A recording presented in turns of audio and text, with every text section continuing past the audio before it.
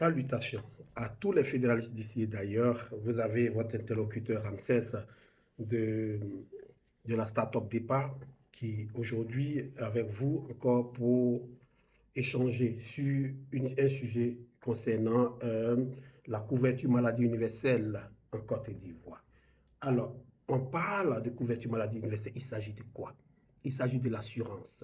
Mais qu'est-ce que c'est une assurance? Il faudrait d'abord qu'on définisse l'expression de façon étymologique et aussi de façon économique. Une assurance, c'est une promesse formelle qui lie deux ou plusieurs personnes, mais quelque chose de vrai, une promesse dans laquelle le contenu est vrai, c'est sûr et c'est certain. C'est une garantie donnée au sujet de quelque chose.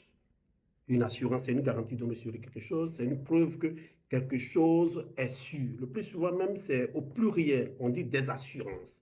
Tu me donnes quelle assurance par rapport à ce que tu dis? Oui, c'est vrai, c'est la parole, mais il y a quelle assurance?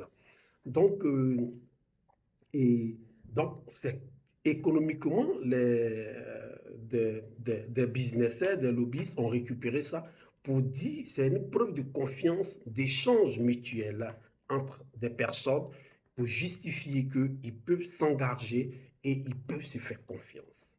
Alors, chef fédéral d'ici d'ailleurs, la couverture maladie universelle qui a été décrétée en janvier 2019 en Côte d'Ivoire, a-t-elle plutôt donné des gages, de l'assurance? A-t-elle respecté sa promesse pour que aujourd'hui le gouvernement qui se rend compte qu'il n'y a pas vraiment une affluence, il n'y a pas vraiment d'Ivoiriens qui s'engagent à pouvoir hypothéquer leurs biens au profit de cette garantie, au profit de cette assurance. Donc, ils ont décidé de rendre la CMU, la couverture maladie universelle, obligatoire. Alors, vous voyez la réaction de chaque Ivoirien partout aujourd'hui qui, qui trouve que ça ne devait pas, cette décision devait être prise de cette manière, mais plutôt d'une autre manière. Alors, nous pensons qu'aujourd'hui, avoir une assurance maladie, avoir une assurance médicale, une assurance dans pas mal de contextes, c'est bien. Parce que aucune personne ne peut, je le dis toujours, le revenu ne peut pas servir un investissement. Le revenu, il est fait pour consommer, pour dépenser et à la rigueur pour épargner. Alors, peu importe ton épargne, tu ne peux pas répondre à une maladie subite. Tu ne peux pas répondre tout à l'heure à un accident subite. C'est pourquoi même les hommes les plus riches au monde ont des assurances. Ils ont des assurances vie, ils ont des assurances maladie, ils ont des assurances automobiles, ils ont même des assurances responsabilité civile au cas où ils rendent visite par exemple à quelqu'un et que dans sa maison, ils essaient de casser un objet précieux, important. Leur assurance, l'assurance va prendre ça en compte. Donc, c'est pourquoi il faut avoir de l'assurance. J'ai travaillé dans ce domaine. Je peux dire aujourd'hui à qui veut l'entendre qu'avoir une assurance est une importance. C'est une importance à tel enseigne que tu dois toi-même te rendre obligatoire d'avoir une assurance. Alors, mais en même temps, comme je le dis, même les hommes les plus riches au monde ont des assurances maladie. Parce qu'il peut avoir une maladie tout à l'heure, il n'est pas sûr d'avoir sur son compte bancaire les moyens pour pouvoir faire face à cela. Et donc, on prend cette assurance pour prévenir.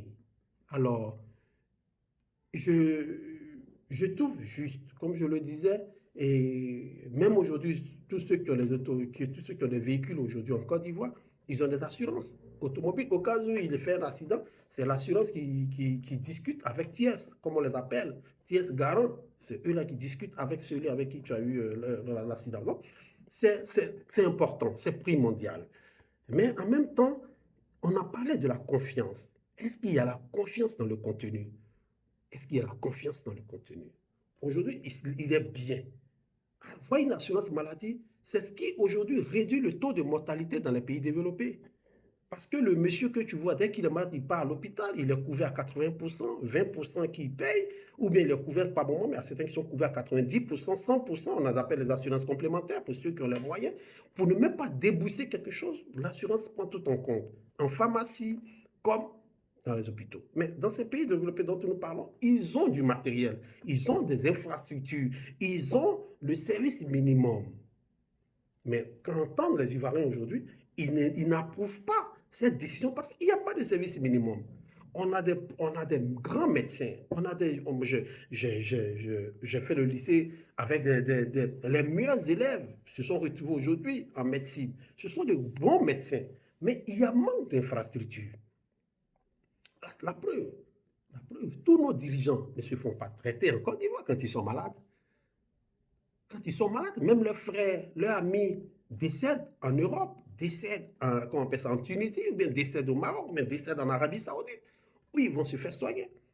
Je n'ai jamais entendu que même le grand Ambak, ses premiers soins se faisaient en France, la sœur des Ambak se faisait en France. Tous ceux que vous voyez aujourd'hui parmi nos autorités, que pas seulement ceux qui sont au pouvoir, même ceux qui sont à l'opposition, quand ils sont malades, ils viennent faire le bilan ici. Mais ils ont des assurances. Ils ont ce que, quand ils vont en France, il y a ce qu'on appelle la carte vitale. Ils en ont, qui payent à partir de la Côte d'Ivoire. Mais pourquoi ils font plus confiance à la carte vitale française et non à la CEMU ivoirienne? Mais parce qu'il n'y a pas, il y a certes la demande, mais l'offre n'y est pas. Qu'est-ce que vous offrez dans nos hôpitaux? Quels sont les moyens que vous donnez à nos éminents médecins d'apporter un résultat, de faire des recherches, d'apporter un résultat? Est-ce que parmi vous, on dit il y a des personnes riches, mais je n'ai jamais vu quelqu'un qui a financé dans la recherche aujourd'hui pour savoir comment on peut trouver le vaccin de la Covid, ou bien comment on peut trouver aujourd'hui avec les cancers de brûlures, avec aujourd'hui le palu qui nous fatigue. Jamais on n'a entendu cela. Et nos hôpitaux, ce n'est que de mouroirs. Nos hôpitaux aujourd'hui sont transformés en des morgues. Parce que quand tu y arrives, directement, on te transmet à la morgue. On n'a jamais eu un frère ou un parent qui a été hospitalisé et qui est sorti de l'hôpital avec toute sa santé. J'ai mon beau qui est tombé malade, qui vit en France, qui est tombé malade à Abidjan, mais il a fallu que sa femme, ma soeur, parte le chercher pour le ramener à Paris pour qu'il soit en vie aujourd'hui. Donc, pour vous dire que c'est vrai, moi je le dis, je suis d'accord. Aujourd'hui, avec le taux de pauvreté qu'on a, avec le taux de mortalité, il faudrait que chaque Ivoirien soit assuré. Il faut que chaque Ivoirien ait sa carte CEMU. Je suis d'accord avec, je ne m'en plains pas. Mais en même temps, je voudrais bien que nos autorités ne se fassent plus traiter en Europe, mais qu'ils se fassent soigner en Côte d'Ivoire, parce qu'en le faisant, ils vont mettre les moyens dans ces hôpitaux. Aujourd'hui, la richesse galopante qu'on trouve dans le gouvernement aujourd'hui avec des hommes du régime, mais cette richesse-là, on peut réduire cela. C'est pourquoi nous appelons, nous le disons toujours, qu'il faut réduire ce gouvernement. On a besoin seulement de 12 personnes, ou bien même 8 personnes, ou 10 personnes dans un gouvernement. On peut justifier les départements ministériels qui sont importants pour un pays.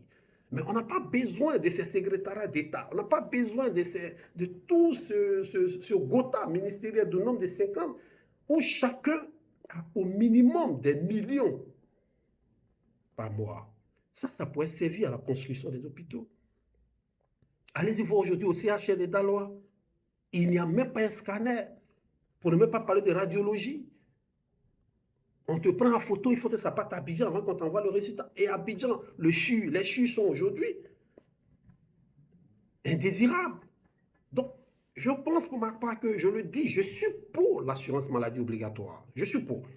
Mais je suis pour aussi qu'il y ait une obligation de traitement, une obligation d'amélioration, une obligation de respect du service. Il est important qu'on retrouve dans nos hôpitaux tout ce qu'il faut. Il est important qu'on retrouve dans nos pharmacies tous les médicaments possibles pour chaque Ivoirien qui doit s'y rendre.